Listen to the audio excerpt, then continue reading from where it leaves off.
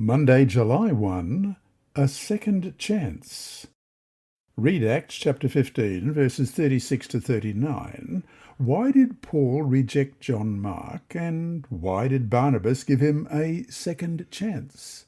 Acts 15, beginning at verse 36. Some time later, Paul said to Barnabas, "Let us go back and visit the believers in all the towns where we preach the word of the Lord, and see how they are doing." Barnabas wanted to take John, also called Mark, with them. But Paul did not think it wise to take him because he had deserted them in Pamphylia and had not continued with them in the work. They had such a sharp disagreement that they parted company. Barnabas took Mark and sailed for Cyprus. The reason for Paul's rejection of the young man is given in Acts 15:38. But Paul did not think it wise to take him because he had deserted them in Pamphylia and had not continued with them in the work. Mark had withdrawn from them and had not continued in the work of ministry. Paul's attitude is understandable, if blunt. Missionary life, particularly in the ancient world, was rough and demanding, and we can compare that in 2 Corinthians chapter 11, verses 23 to 28. Are they servants of Christ? I am out of my mind to talk like this. I am more. I have worked much harder, been in prison more frequently, been flogged more severely, and been exposed to death again and again. 5 times I received from the Jews the 40 lashes minus 1. 3 times I was beaten with rods. Once I was pelted with stones. 3 times I was shipwrecked. I spent a night and a day in the open sea. I have been constantly on the move. I have been in danger from rivers, in danger from bandits, in danger from my fellow Jews, in danger from Gentiles, in danger in the city, in danger in the country, in danger at sea, and in danger from false believers. I have laboured and toiled and have often gone without sleep. I have known hunger and thirst and have often gone without food. I have been cold and naked. Besides everything else, I face daily the pressures of my concern for all the churches. Paul depended on his fellow missionaries to help carry the burden of such challenging work and conditions. In his perspective, one who deserted so quickly did not deserve a place in a missionary team fighting hand to hand against evil forces. Barnabas disagreed. He saw potential in Mark and did not want to leave the young man behind. Such a deep dispute arose between Paul and Barnabas over John Mark that they parted ways. Paul chose Silas to go with him, and Barnabas took Mark.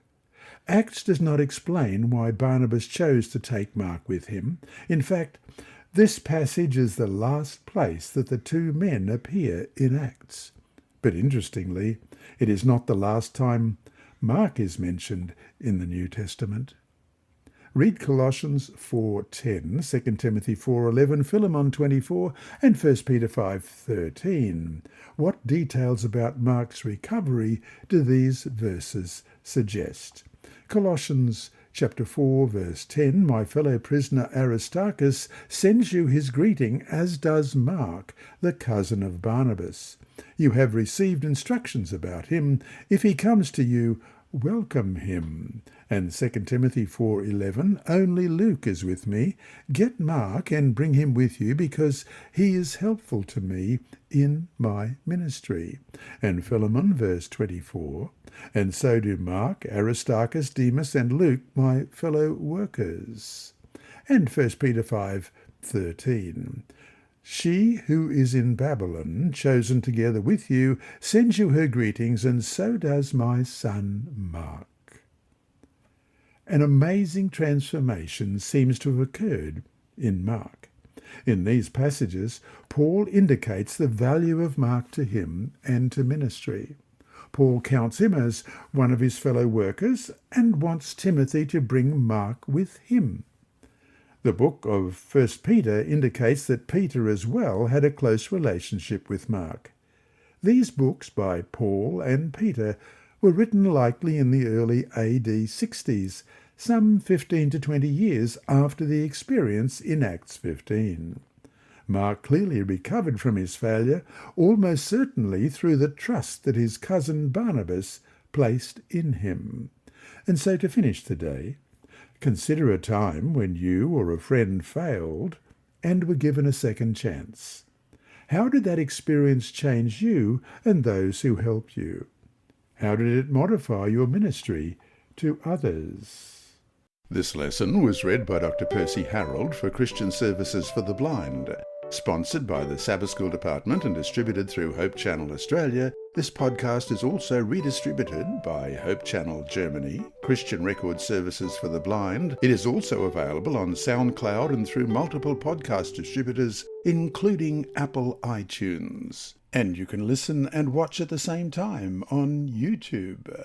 Remember, God is always faithful.